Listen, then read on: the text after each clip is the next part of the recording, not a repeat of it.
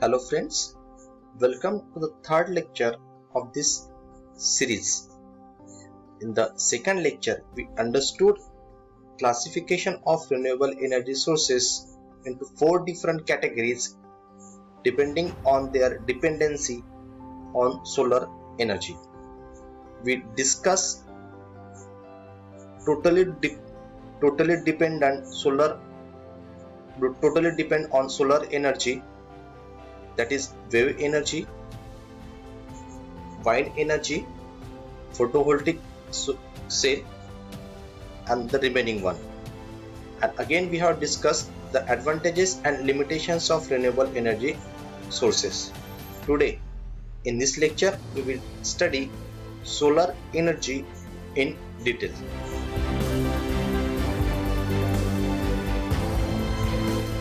Study of solar energy is important in India. Solar energy may solve the energy crisis up to some extent.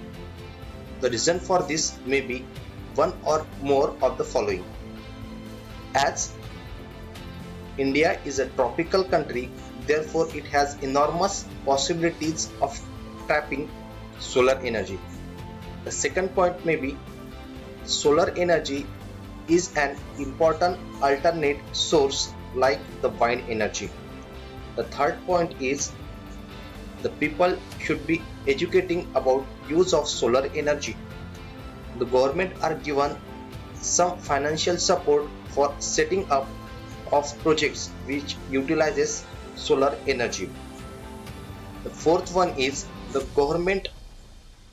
government's new scheme is helpful to minimize the dependency of household on firewood and dung cakes, which causes a lot of pollutions and is harmful for lungs. The last point is overall we are heading toward green energy, though it is small but quite effective one as far as one family is concerned. Solar energy is a primary source of energy on the earth and it is renewable source for us. It is said that no life without sun. Sun produces a large amount of energy called solar energy.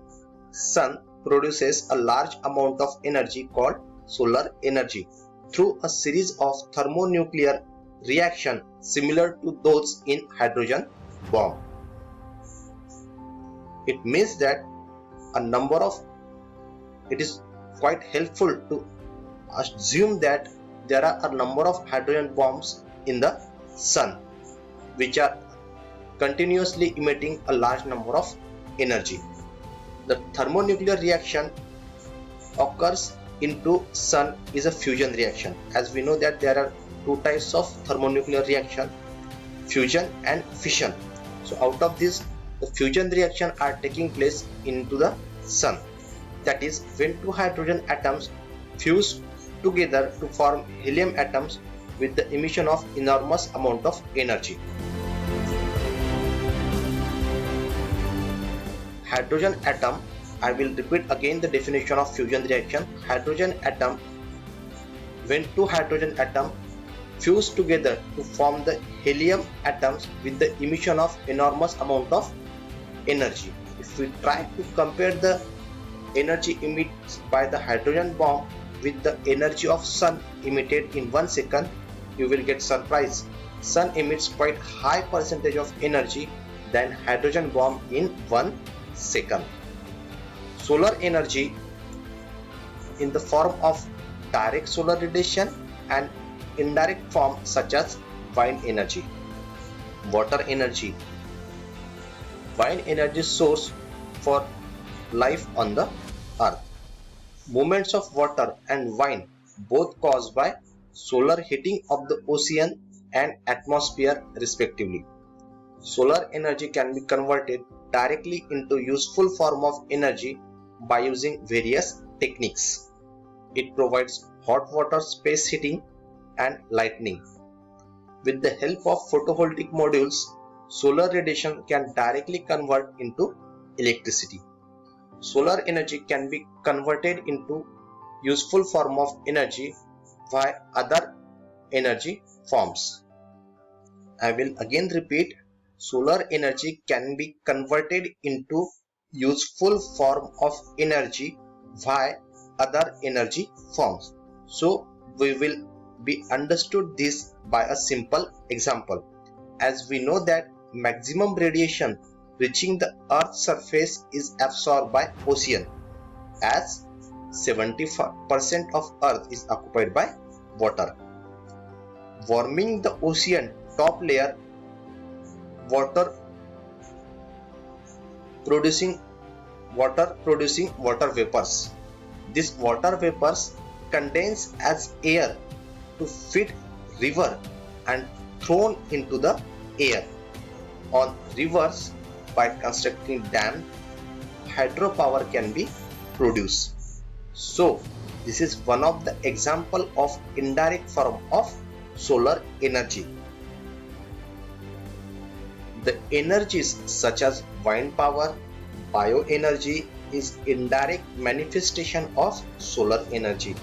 On burning coal, gas, oil, high temperature can be obtained and can be converted into mechanical or electrical energy having high efficiency. While solar energy producing low temperature, from which conversion of heat into mechanical energy efficiency is not that much efficient. The next one, we will study the advantages of solar energy. The first advantage of solar energy are they are non-polluting, as solar energy is the example of renewable energy sources, so solar energy also are non-polluting, as solar energy does not produce any hazardous gases or chemicals as byproduct, while fossil fuels produces pollutants or gases like carbon dioxide or carbon monoxide. So they are environmental friendly and clean source of energy.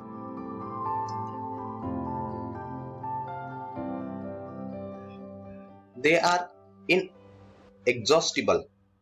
The sun will serve at the same rate up to next 5 billion years.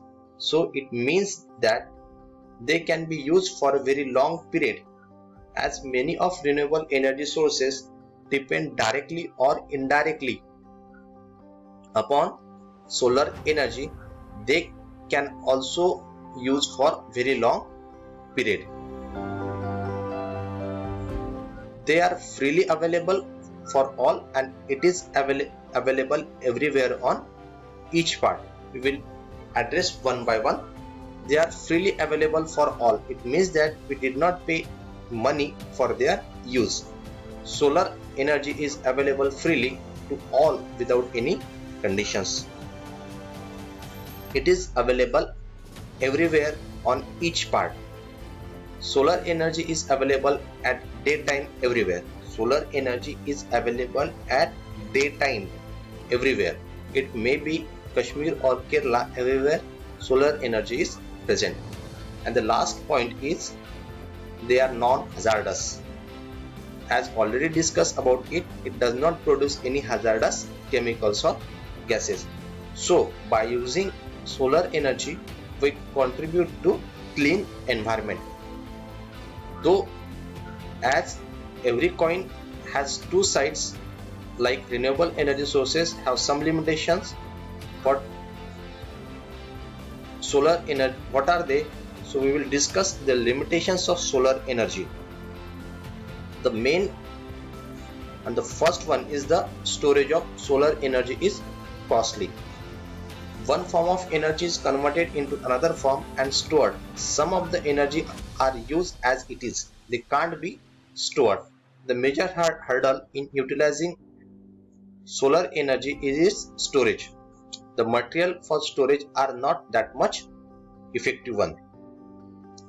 For storing large amount of energy, we will require large capacity of batteries, and so ultimately it increases the cost. The second limitation is availability during daytime and not at night time, as sun is present only for a daytime, so it can be available only for daytime and we cannot use that solar energy in night. And the third one is to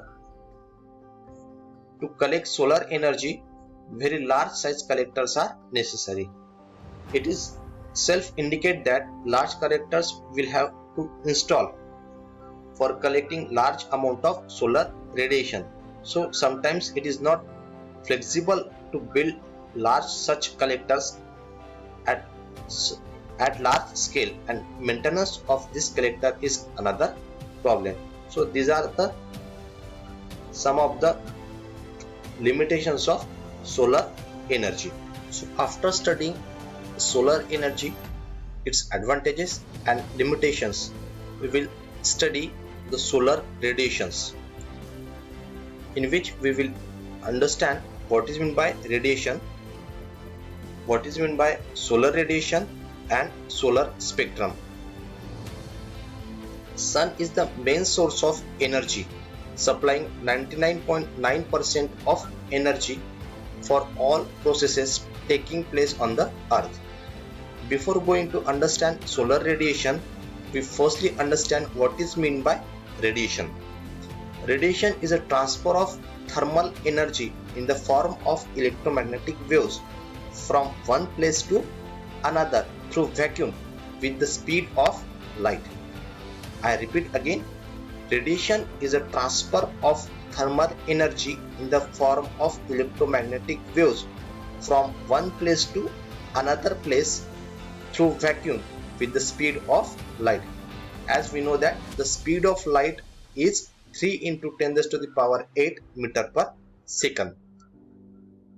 Any object except at absolute zero emits radiation due to thermal agitation of its molecule.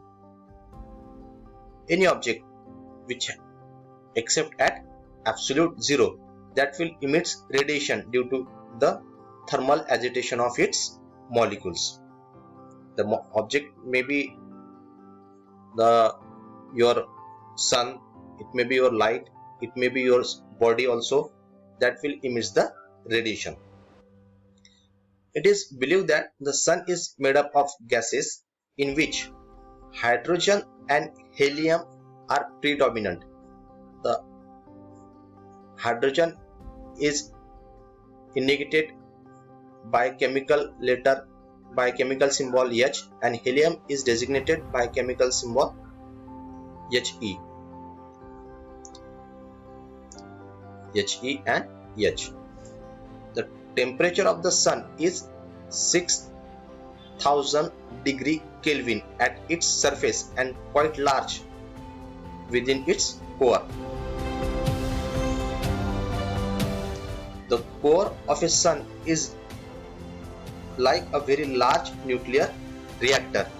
It converts hydrogen into helium by thermonuclear reaction. I already given the definition of thermonuclear reaction. About 4 into 10 to the power 27 calories per minute of energy emitted by a sun in the space. Energy radiated by the sun in all possible directions within the space is known as solar radiation, and the energy received from the sun is spread over a band of wavelength known as solar spectrum.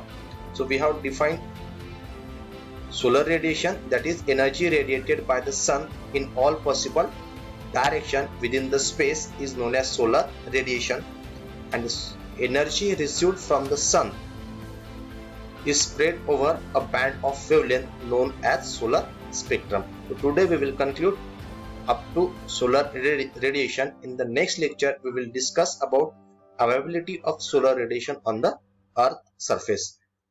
Thank you.